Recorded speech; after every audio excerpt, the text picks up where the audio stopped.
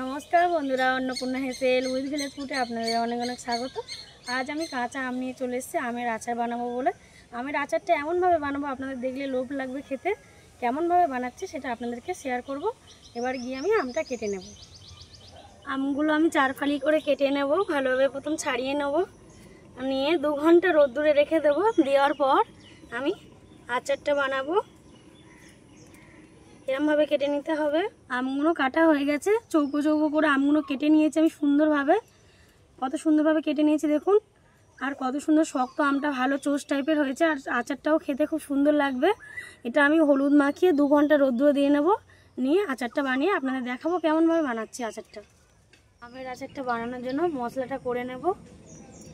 প্রথমে কড়াইতে শুকনো লঙ্কা দিয়ে দেবো, কারণ শুকনো লঙ্কাটা হতে একটু দেরি হয়, তার জন্য শুকনো লঙ্কাটা একটু রোস্ট করে নেব।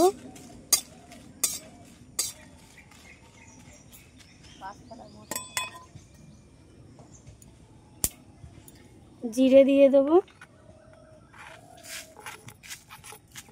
ধনে দিয়ে দেবো,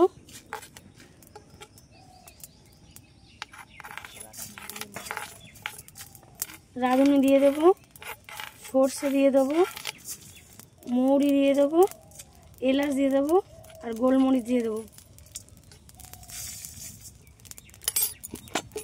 দিয়ে কাঠখোলায় মশলাটা ভালোভাবে ভেজে নেব।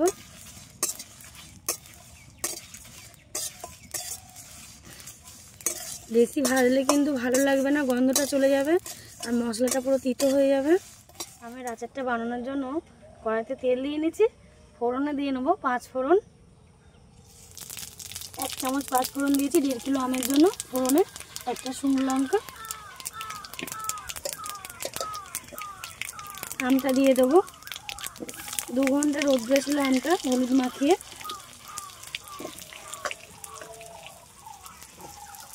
এটা নেড়ে নেবো ভালোভাবে। এই আমের আচারে কিন্তু কোনো রকম জল পড়বে না।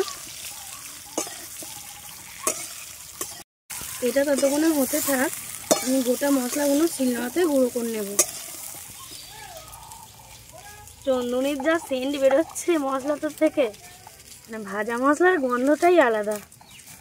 আর এই মশলা যে কোনো জিনিসে দিলে টেস্ট আসে, যেমন তোমার আচার, কোনো রকম চপেতে এই একই মশলা কিন্তু দিতে হয়। মতো লবণ দিয়ে নেব, দিয়ে এটা ভালোভাবে নাড়িয়ে নেব। লবণটা দেওয়ার পরে কিন্তু জল ছেড়ে দেবে একটু, খুব বেশি জল ছাড়বে না, যেহেতু রোদ্রে দেওয়া ছিল 2 ঘন্টা, মোটামুটি জল ছাড়বে। আর এই আমের আচারটা কিন্তু গলে গেলে ভালোও লাগবে না।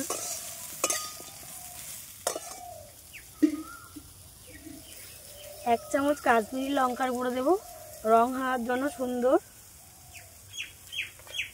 দিয়ে খুব ভালোভাবে নাড়িয়ে নেব।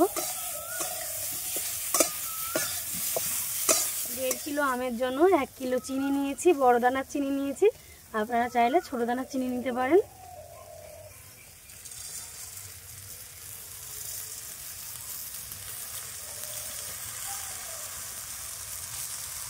এটা আস্তে আস্তে জল ছাড়তে লাগবে চিনিটা দেওয়ার পর। একটু নাড়াচাড়া করে নেবো এদিক ওদিক। কত সুন্দর দেখুন, চিনিটা গলে এসছে পুরো প্রায়। আমটা কিন্তু এতেই সিদ্ধ হবে, খুব বেশি সিদ্ধ করলে কিন্তু আচার ভালো লাগে না, যেহেতু বাগড়া আম চুষতেই ভালো লাগে। কালারটা দেখুন কত সুন্দর এসছে। 10 মিনিট আরও এরমভাবে এটা ফুটিয়ে নেব। আমটা বেশি নাড়াচাড়া করলে কিন্তু গলে যাবে, আর গলে গেলে কিন্তু আমের আচারে সেই কোনো টেস্টটাই আসবে না। 10 মিনিট পর নামিয়ে নেবো। এটা পুরো চিনিটা কিন্তু গলে গেছে, আপনারা দেখতেই পাচ্ছেন। আমের আচারটা আমার হয়ে এসছে প্রায়। এতে অল্প পরিমাণে 1/2 চামচ বিট লবণ দিয়ে নেব। বিট লবণ দিলে কিন্তু টেস্টটা খুব সুন্দর আসে। দিয়ে ভালোভাবে ঘেঁটে নেব। আচারটা আমার হয়ে এসছে। ভাজা মশলাটা গুঁড়ো করে নিয়েছি শিলেতে, এবার এটা দিয়ে দেব।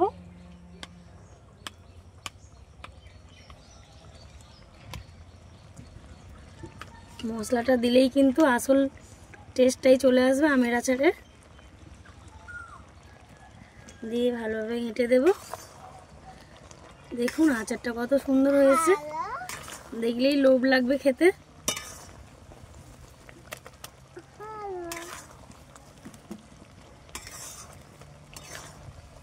আমের আচারটা হয়ে গেছে, এবার আমি নামিয়ে নেবো।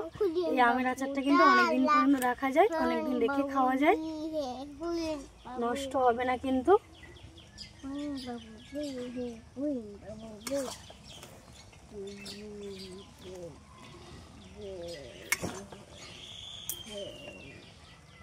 আমার আচারটা আমার কিন্তু বানানো হয়ে গেছে। আপনাদের যদি ভালো লেগে থাকে চ্যানেলটি পাশে থাকবেন, সাবস্ক্রাইব করবেন, লাইক করবেন, কমেন্ট করবেন, আর নিত্য নতুন রান্না পাওয়ার জন্য চ্যানেলটি পাশে থাকবেন।